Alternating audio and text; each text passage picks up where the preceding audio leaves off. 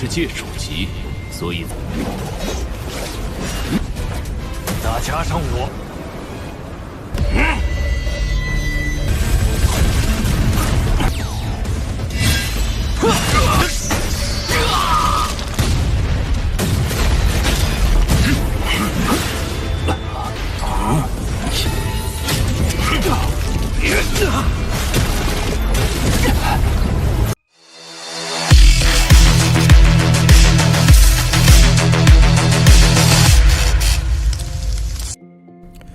Halo semuanya, selamat datang di Ruang Sinema. Bagaimana kabar kalian semua? Semoga selalu sehat dan baik-baik saja. Sesuai jadwal, jadi pada hari ini kita akan kembali melanjutkan series Donghua Penakluk Bintang episode terbaru, yang mana ini adalah episode yang ke-155. Bagi yang mau bergabung dan series ini, kita sudah sediakan playlistnya. Jadi kalian bisa mudah mencari di mana episode awal dari series ini. Tapi sebelum kita mulai episode terbarunya, kita akan melihat dulu apa saja yang telah terjadi pada episode sebelumnya, tepatnya pada episode 154. Kemarin Lo Feng telah dibawa ke Tanah Suci dari Gunung Ajaib, yang mana konon katanya di sana menyimpan rahasia yang begitu besar. Tapi untuk bisa mendapatkan rahasia itu, kekuatan kesadaran Lo Feng saatlah diuji. Memang benar kalau dirinya berhasil menaiki beberapa anak tangga. Namun seiring berjalannya waktu, dia pun mulai terganggu oleh suara ilusi yang begitu kuat. Hingga akhirnya Lo Feng menggunakan tubuh dari klan Mosa untuk bisa mengambil harta-harta di atas sana. Sebab dia itu sama sekali tidaklah terpengaruh oleh kekuatan suara ilusi. Berkat semua itulah Lo Feng bisa mendapatkan buah yang mampu meningkatkan kekuatan kesadarannya. Berkat semua itulah secara perlahan Lo Feng berhasil mencapai puncak. Dengan begini juga dia telah berhak mewarisi rahasia dari Gunung Ajaib. Lo Feng juga telah berhasil keluar dari jebakan rahasia dan memberikan kabar kepada gurunya. Sedangkan untuk keberadaan dari Bolan akhirnya sudah diketahui juga. Nah, sekarang kita akan melanjutkan episode terbarunya. Di sini Rongjun dan Uka telah berhasil mengepung Bolu. Mereka tahu dia yang menjebak Lo Feng dan saat ini di manakah Lo Feng itu berada. Namun Bolu tidaklah menjawab dan langsung saja melakukan pergerakan dengan cepat. Ini membuat perhatian mereka sedikit teralihkan dan sayang sekali Uka harus menerima serangan yang cukup fatal. Untung saja itu tidaklah mengancam nyawanya. Rongjun menggunakan kekuatannya karena tahu Bolu ingin menyentuh Bolan. Berkat Rongjun lah nyawa Bolan masih bisa diselamatkan. Tapi yang menjadi masalah di sini adalah pergerakan yang Bolu miliki sangatlah cepat. Bahkan serangan Rongjun berhasil dia hindari dan kali ini adalah giliran Bolu menyerang balik.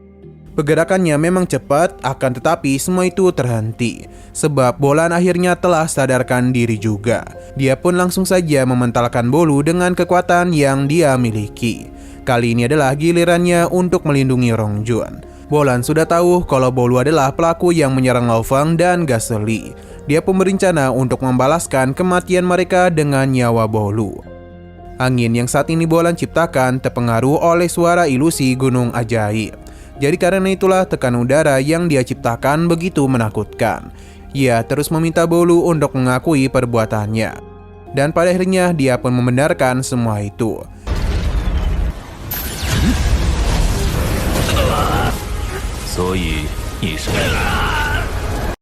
Uka sadar betul kalau Bolan selalu tenang dalam bertarung. Namun berbeda kali ini dan mungkin itu semua adalah pengaruh dari sihir Gunung Ajaib. Dengan pengakuan Bolu, Bolan pun bisa menghabisinya. Tapi sebelum Bolan bisa mengeluarkan hal tersebut, Tuki pun datang untuk menyelamatkannya. Tentu kedatangan itu akan mengganggu jalannya pertarungan. Bolan sama sekali tidak tahu siapa dia. Bolu pun meminta Uki untuk membantunya menghabisi Bolan dan yang lainnya.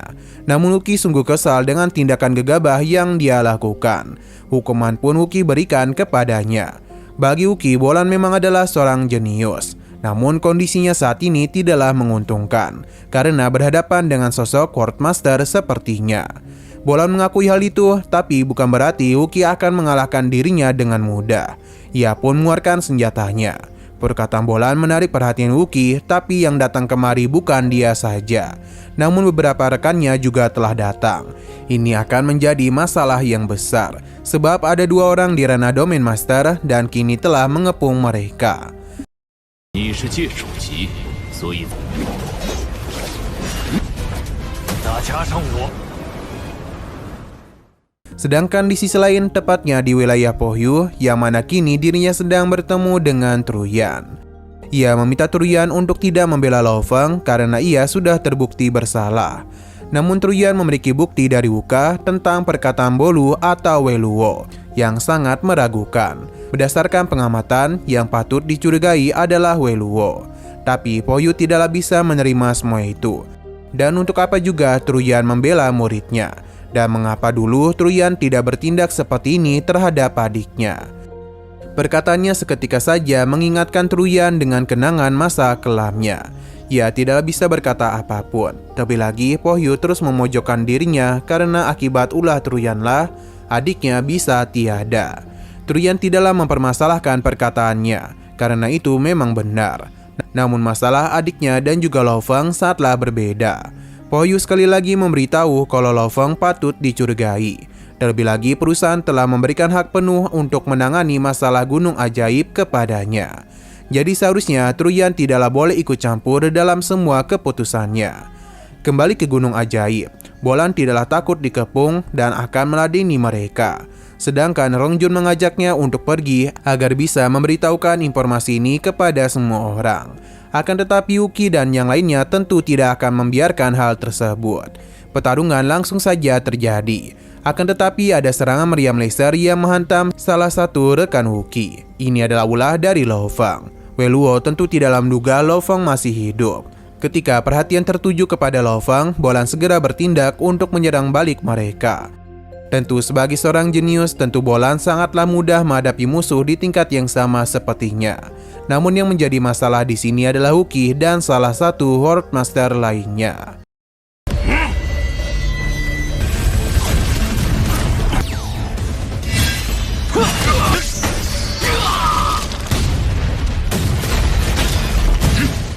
Lo Feng sendiri menggunakan tubuh klamosanya karena dia itu sedang bertarung sengit dengan salah satu rekan Wuki yang berada di ranah Horde Master.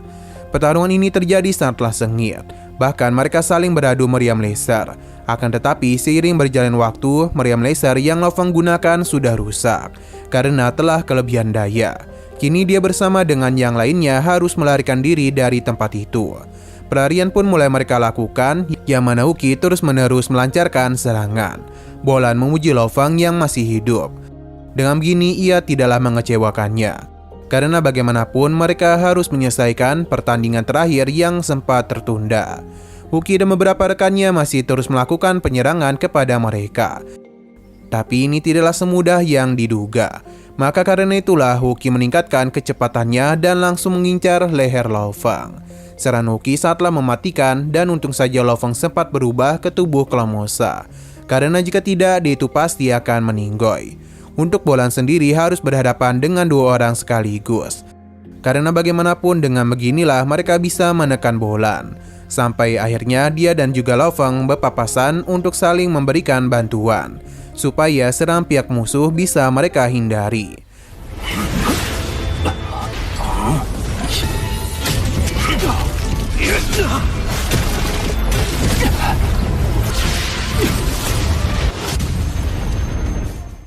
Di sisi lain, Wuka dan Rongjun saling bekerjasama untuk menembangkan Weluo.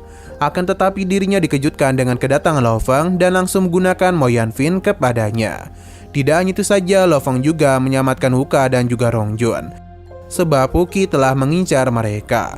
Untuk Bolu atau Weluo sendiri mengira dia sudah selamat, tapi tidak, sebab Lo Feng berhasil menangkapnya dan menjadikannya samsak agar bisa merasakan serangan dari Wuki. Serangan Wuki sangatlah dahsyat dan berhasil mementalkan mereka. Tapi berkat Mo Yanfin, Lo Feng dan yang lainnya masih bisa selamat. Sedangkan untuk Weluo harus menerima luka yang cukup parah, karena dia itu menerima serangan secara langsung. Pada akhirnya Lo Feng dan yang lainnya bisa sedikit menjauh. Saat ini mereka berada di tempat yang telah ditinggalkan oleh para seniornya. Hanya saja ada tanda cakaran di tempat itu yang membuat Lo Fang menyelidiki sesuatu dari Wei Luo. Namun Bolan mengajak mereka untuk segera pergi. Sayangnya semua itu sudah terlambat sebab Puki dan yang lainnya berhasil mengejar mereka. Ia tidak niatan untuk membiarkan mereka pergi begitu saja. Wei Luo langsung melancarkan serangan kepada mereka dengan api panas miliknya. Namun sebelum pertarungan itu terjadi, sesuatu telah datang, yang mana kedatangan sosok ini membuat tubuh Lo Fang dan yang lainnya seakan-akan membeku, sebab kekuatannya terlalu mengerikan. Wuqi menghentikan penyerangannya karena itu adalah kedatangan dari sosok Po Yu. Wuka menganggap mereka telah diselamatkan karena Po Yu adalah master dari Virtual Universe. Tapi ketika Wuqi dan yang lainnya memberikan hormat, membuat Lo Fang dan yang lainnya sadar kalau dia bukanlah di pihak mereka. Namun tiba-tiba saja Po Yu itu menghabisi salah satu rekan dari Wuqi. Ini tentu mewujudkan mereka, bahkan Wei Luo segera memberikan hormat kepadanya. 全身血液仿佛凝固，是破鱼猴。守在魔山的封侯不小。 Po Yu memberitahu kalau Lo Fang dan yang lainnya telah melukai anggota sesama perusahaan. Jadi dia yang mendengar apakah mereka memiliki pembelaan. Rong Jun memberitahu kalau ini adalah ulah dari Wei Luo karena telah menghabisi Gaseli dan ingin menghabisi Lo Fang juga. Po Yu paham dan menanyakan tentang sebuah tanda pada diri Wei Luo. Namun dia tidaklah pernah mengatakan tentang segel ini kepada siapapun. Mendengar hal itu, Po Yu pun langsung saja menghabisi Wei Luo. Ini dilakukan agar dia tidaklah dicurigai. Dan apa yang mereka lihat saat ini, maka sudah jelas kalau Po Yu terlalu kuat untuk dihadapi. Bolan membicarakan hal ini kepada Lo Fang karena kemungkinan besar dalang dari semua kejadian ini adalah Po Yu. Sebab tidaklah mudah mendapatkan senjata meriam laser sekuat itu. Jadi satu-satunya yang memiliki banyak informasi adalah pihak perusahaan. Selain itu, Wuqi dan juga yang lainnya mengenai Po Yu dan memberikan hormat kepadanya. Yang berarti mereka sudah sering kali bertemu. Po Yu mulai tersenyum kepada mereka. Sedangkan Turian telah menerima begitu banyak pesan. Bolan dan juga Lo Fang harus segera memikirkan cara demi bisa menyelesaikan masalah ini. Bolan memberitahu Po Yu kalau penduduk asli Gunung Ajaib telah memburunya, yang mana mereka semua adalah kaki tangan dari Po Yu. Po Yu hanya tertawa saja karena bagaimanapun dia adalah murid dari Turian. Jadi dia itu akan mati di sini sebab dendamnya. Babata menjadi begitu panik dan terus mengirimkan pesan. Lo Fang yakin ini bukanlah tentang dendam dia dengan gurunya. Karena jika semua itu melibatkan dendam, maka untuk apa juga Bolan dilibatkan? Jika ingin menghabisinya, maka Po Yu hanya perlu membawanya pergi ke Gunung Ajaib. Dan untuk apa juga dia diam-diam menyuruh bawahannya melancarkan serangan kepadanya. Padahal Po Yu bisa melakukan hal itu dengan mudah. Kecuali dia memiliki sebuah rencana lain dan tidak ingin semua itu diketahui oleh perusahaan alam semesta. Bolan dan Lo Fang langsung saja bertindak, namun Po Yu bisa dengan mudah melihat pergerakan mereka. Dia telah menggunakan domain waktunya. Dia pun mulai mendekati mereka.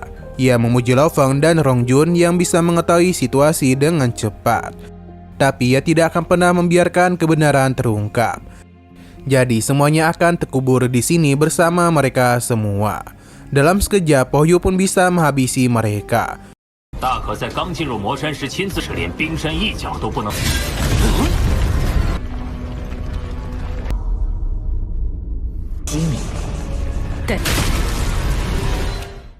Namun ini tidaklah semudah yang dia duga, karena ada seseorang yang telah mengganggu domain waktu milik Po Yu. Seberapa keras pun dia mencoba menghabisi Lo Fang dan yang lainnya, semua itu sia-sia saja. Karena domain waktunya dan mudah dihancurkan. Bahkan retakan ruang terus saja terjadi di sana. Ini semua tentu adalah ulah dari Turian. Ia meminta Po Yu untuk tidak bermain-main lagi, karena dia telah melibatkan orang yang tidak bersalah. Kekuatan Turian sangatlah luar biasa. Bahkan domain waktu yang Po Yu gunakan dengan mudah dia hancurkan. Kedatangannya membuat Lo Fang dan yang lainnya bisa bernapas lega. Po Yu kesal karena Turian telah bertindak di luar izin perusahaan.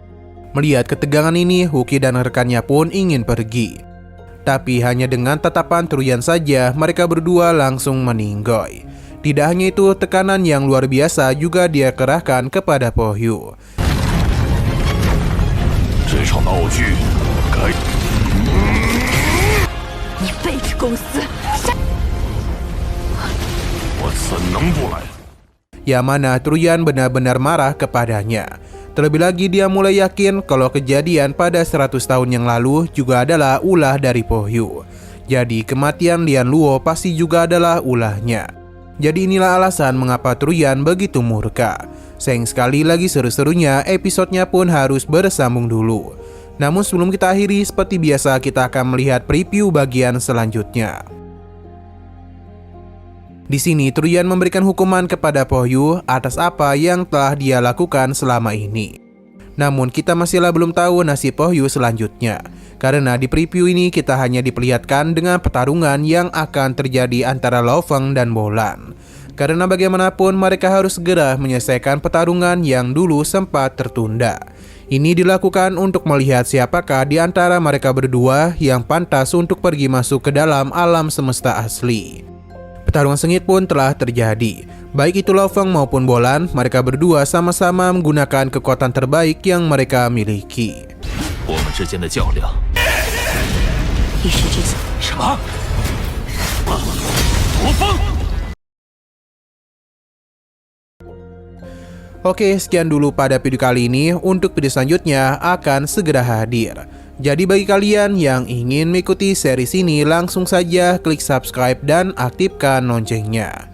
Terima kasih yang sudah menonton video sampai habis. Jika kalian suka pada video ini, klik like dan share ke teman-teman kalian tentang channel ini. Dan ditunggu aja kelanjutannya. Oke, sampai jumpa di video selanjutnya.